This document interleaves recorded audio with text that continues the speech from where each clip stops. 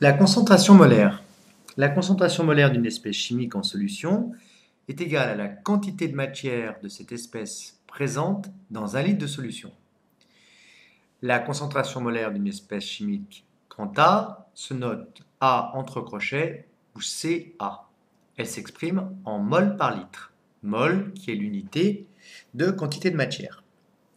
Si l'on note Na la quantité de matière de l'espèce chimique A et V le volume de solution, la concentration molaire en soluté de la solution est égale au rapport de la quantité de matière sur le volume de solution, ce qui nous donne Ca égale Na divisé par V.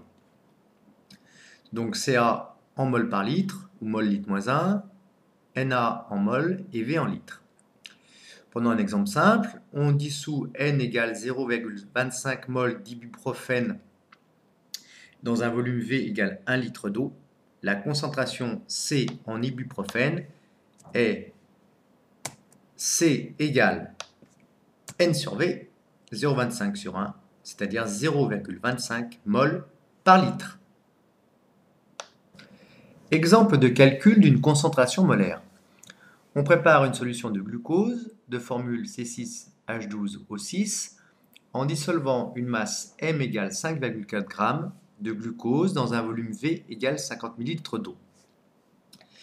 Calculer la concentration molaire, notée C6H12O6 entre crochets, en glucose de la solution. Alors, on donne les différentes masses molaires. Je vous laisse réfléchir. Dans la première étape, on détermine la quantité de matière de glucose contenue dans cet échantillon de 5,5 g de glucose. Le nombre de moles est égal à la masse de glucose sur la masse molaire.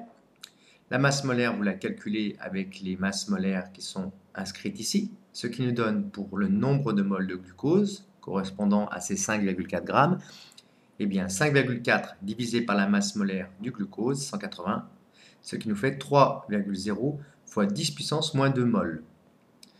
Il ne nous reste plus que dans l'étape numéro 2 à calculer la concentration molaire de la solution en glucose. Donc cette concentration molaire, c'est égal au nombre de moles de glucose divisé par le volume de solution, ce qui nous fait 3,010 moins 2 divisé par 0,050. Attention, le volume correspondant à 50 ml, eh bien, il faut le convertir en litres, ce qui nous donne une concentration molaire de 6,010 moins 1 mol par litre.